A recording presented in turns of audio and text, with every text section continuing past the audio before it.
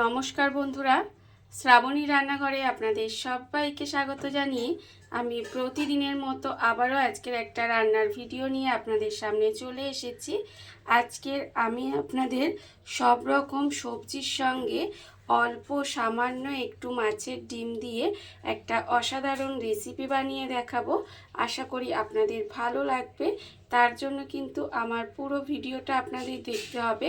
আর দেখা শুরু করার আগে একটা লাইক দেবেন, তারপরে ভিডিওটা পুরোটা দেখে সুন্দর একটা কমেন্ট করবেন আর শেয়ার করতে ভুলবেন না। তাহলে চলুন আজকের আমি এই রেসিপিটা কিভাবে বানাই সেটা আপনারা একবার দেখে নিন। রান্নাটা করার জন্য দেখুন আমি এখানে প্রথমে অল্প সামান্য একটু মাছের ডিম নিয়ে নিয়েছি। এবার ডিমের মধ্যে প্রথমে দিয়ে দেব দেখুন অল্প একটু নুন, অল্প সামান্য একটু নুন দিয়ে দিলাম। আর দেব আমি এখানে সামান্য অল্প একটু হলুদের গুঁড়ো। নুন আর হলুদ দিয়ে প্রথমে মাছের ডিমটাকে এইভাবে একটু চটকে চটকে মেখে নেব। খুব ভালোভাবে কিন্তু মাছের ডিমটাকে এইভাবে একটু হাত দিয়ে মেখে নিতে হবে। আর আমি প্রতিদিনের মতো আপনাদের একটা কথাই বলবো যে প্লিজ আমার ভিডিওটা আপনারা টেনে টেনে দেখবেন না, পুরো ভিডিওটা দেখুন, আশা করি আপনাদের ভালো লাগবে। দেখুন আমি কিন্তু এখানে মাছের ডিমের মধ্যে নুন হলুদটা খুব সুন্দর করে মেখে নিয়েছি। এইভাবেই কিন্তু নুন হলুদটাকে খুব ভালোভাবে মাখিয়ে নিতে হবে। এটা আমার মাখানো হয়ে গেছে। এবার অন্যদিকে দেখুন গ্যাসটা অন করে একটা কড়া বসিয়ে দিয়েছি। এইবারে আমি কড়ার মধ্যে দিয়ে দেব সর্ষের তেল। এখানে কিন্তু রান্নাটা আমি সর্ষের তেলেই করব, সেই জন্য দেখুন প্রথমে অল্প সামান্য একটু তেল দিয়ে দিলাম। দিয়ে তেলটাকে কিন্তু প্রথমে খুব ভালোভাবে একটু গরম করে নিতে হবে। তেলটা আমার এখানে খুব ভালোভাবে গরম হয়ে গেছে। তেল কিন্তু এখানে আমি দেখুন সুন্দর করে গরম করে নিয়েছি। এইবারে আমি এই তেলের মধ্যে দিয়ে দেবো এই যে মাছের ডিমটা। যে মাছের ডিমের মধ্যে নুন হলুদ মাখিয়ে রেখে দিয়েছিলাম, সেই মাছের ডিমটা এখানে দিয়ে দিলাম। দিয়ে মাছের ডিমটাকে কিন্তু খুব ভালোভাবে একটু উল্টিয়ে পাল্টিয়ে মাছের ডিমটা কিন্তু ভেজে নেব। এটাকে কিন্তু একটু ভালো করে ভেজে নিতে হবে। আর আমার চ্যানেলের নতুন বন্ধু পুরনো বন্ধু সবাইকেই বলছি আমার তরফ থেকে অনেক অনেক ভালোবাসা। নতুন বন্ধুদের বলবো যদি আমার চ্যানেলটা সাবস্ক্রাইব করেন তাহলে পাশে থাকা বেল বাটনটা অবশ্যই প্রেস করে দেবেন, যাতে আমি যখনই কোনো নিত্য নতুন ভিডিও আপলোড করব সবার প্রথমে আপনাদের কাছে নোটিফিকেশান চলে যায় এবং আপনারা আপনাদের সময় মতো ভিডিওটা দেখে নিতে পারেন।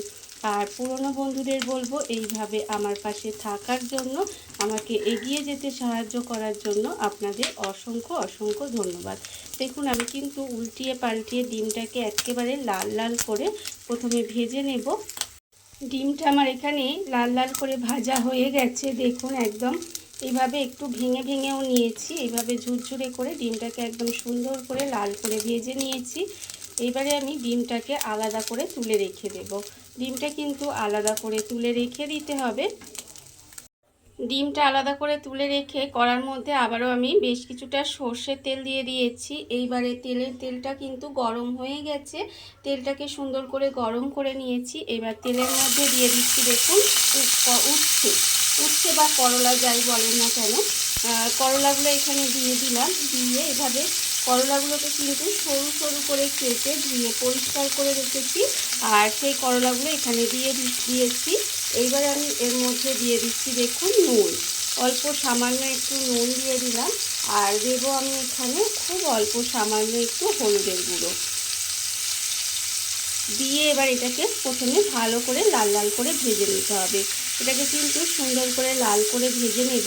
আর আজকের আমি যে রেসিপিটা আপনাদের দেখাচ্ছি এটা খেতে কিন্তু ভীষণই সুন্দর হয়। বিশেষ করে এটা আপনারা কিন্তু গরম ভাত দিয়ে খেতেই সাধারণত ভীষণ ভালো লাগে।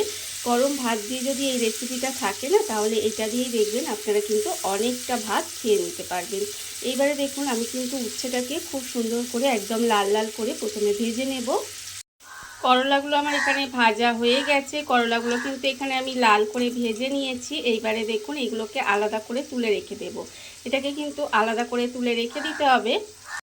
করলাগুলো আলাদা করে তুলে রেখে দিয়েছি। এবারে এই তেলের মধ্যেই রান্নাটা করব। তার জন্য আমি প্রথমে দিচ্ছি, দেখুন এখানে অল্প সামান্য একটু কালো জিরে ফোড়ন দিচ্ছি। ফোড়ন দিয়ে ফোড়নটাকে কিন্তু সুন্দর করে ভেজে নেব।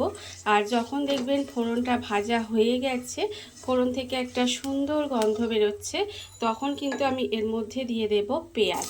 এখানে কিন্তু একটা বড় সাইজের পেঁয়াজকে একটু সরু সরু করে কুচি করে রেখেছি, সেই পেঁয়াজটা আমি এখানে দিয়ে দিলাম। দিয়ে পেঁয়াজটাকে প্রথমে লাল লাল করে ভেজে নেব। পেঁয়াজটা কিন্তু একটু লাল করে প্রথমে ভেজে নিতে হবে। পেঁয়াজটা আমার এখানে ভাজা হয়ে গেছে, পেঁয়াজটা কিন্তু আমি এখানে ভেজে নিয়েছি। এইবার আমি এর মধ্যে দিয়ে দেব সবজিগুলো। প্রথমে আমি এখানে আলু দিয়ে দেব। আমার কাছে যা সবজি আছে আমি কিন্তু সেই সবজিগুলোই এখানে দিয়েছি, তবে আপনারাও কিন্তু এর মধ্যে অন্যান্য যে সবজিগুলো সেগুলোও কিন্তু দিতে পারেন। দেখুন এখানে আলু দিয়ে দিয়েছি। এবার দেব এখানে রাঙালু। এখানে কিন্তু আলু আর রাঙালুটা যেহেতু একটু শক্ত সবজি, সেই জন্য এখানে আলু আর রাঙালুটা আগে দিয়ে দিলাম।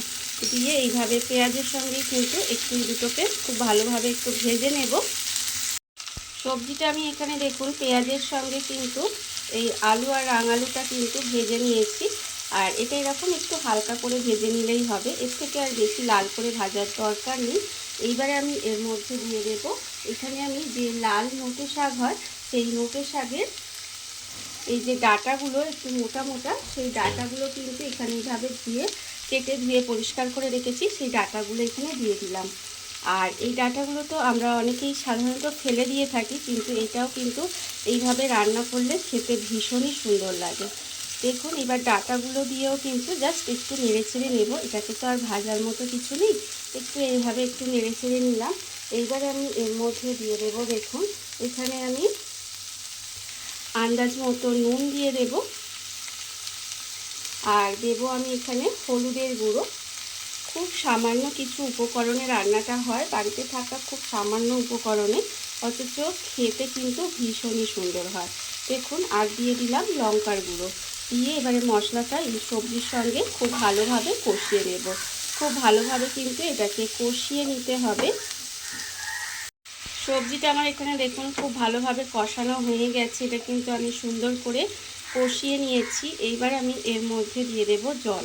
এখানে কিন্তু খুব বেশি জল দেওয়ার দরকার নেই, খুব অল্প সামান্য একটু জল দিলাম, সবজিটা সেদ্ধ হওয়ার মতো আর কি, একটু জল দিয়ে দিতে হবে।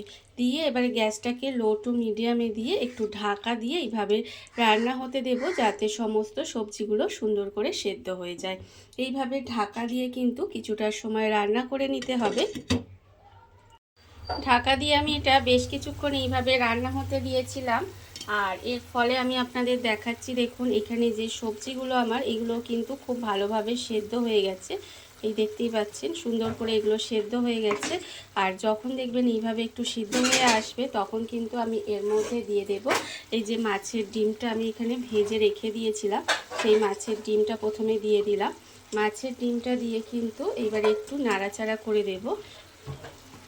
এইভাবে একটু নেড়ে চেড়ে আবারও কিন্তু কিছুক্ষণ এটাকে ঢাকা দিয়ে একটু রান্না হতে দেব। দেখুন এইভাবেই কিন্তু ঢাকা দিয়ে আরেকটু সময় এটা রান্না হতে দিতে হবে। মাছের ডিমটা দিয়ে এইভাবে কিন্তু আরেকটু সময় আমি রান্নাটা করে দিয়েছিলাম ঢেকে। দেখুন যখন দেখবেন মাছের ডিমটাও ঠিক সেদ্ধ হয়ে এসেছে আর রান্নাটাও প্রায় হয়ে এসেছে, তখন কিন্তু আমি এর মধ্যে দিয়ে দেব এই যে করলাগুলো যে আগে থেকে ভেজে রেখেছিলাম, সেই ভাজা করলাগুলো এর মধ্যে দিয়ে দিলাম। ভাজা করলাগুলো দিয়ে এবার এটাকে মিশিয়ে দেব। মিশিয়ে আর কিন্তু ঢাকা দিয়ে রান্না করার দরকার নেই, এইভাবে জাস্ট একটু মিশিয়ে আরও কিছুক্ষণ রান্নাটা করে নেব। মানে এই দেখুন একটু যে জলো জলো ভাবটা আছে না, এইটা যাতে চলে যায়, সেই জন্য এইভাবে একটু সময় রান্নাটা করে নিতে হবে। আর করলাটা কিন্তু এইভাবে রান্নাটা হয়ে আসার পরেই দেবেন, তবেই কিন্তু খেতে ভালো লাগবে। দেখুন এইবারে এটাকে জাস্ট মিশিয়ে আর একটু সময় এভাবে একটু নেড়ে নেড়ে রান্নাটা করে নেব। আমি কিন্তু করলাগুলো দিয়ে আরও কিছুক্ষণ এইভাবে নাড়াচাড়া করে রান্নাটা করে নিয়েছি।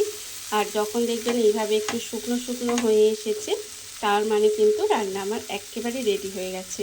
এইবার আমি গ্যাসটা অফ করে দেব আর আপনাদের পরিবেশন করে দেখাবো কেমন হলো। দেখুন বন্ধুরা, বাড়িতে থাকা কত অল্প উপকরণে, কত অল্প সময়, কত সুন্দর একটা সবজির সঙ্গে অল্প একটু মাছের ডিম দিয়ে একটা অসাধারণ রেসিপি তৈরি হয়ে গেছে। আপনারা দেখতেই পেলেন। আর এটা কিন্তু খেতে ভীষণ সুন্দর হয়। এইভাবে আপনারাও একদিন হলেও বাড়িতে বানিয়ে দেখতে পারেন। আর এই ভিডিওটা যদি আপনাদের ভালো লেগে থাকে, আপনারা আমার চ্যানেলটা সাবস্ক্রাইব করে এইভাবে আমার পাশে থেকে যেতে পারেন। তাহলে চলুন, আজকের ভিডিওটা এই পর্যন্তই। নমস্কার।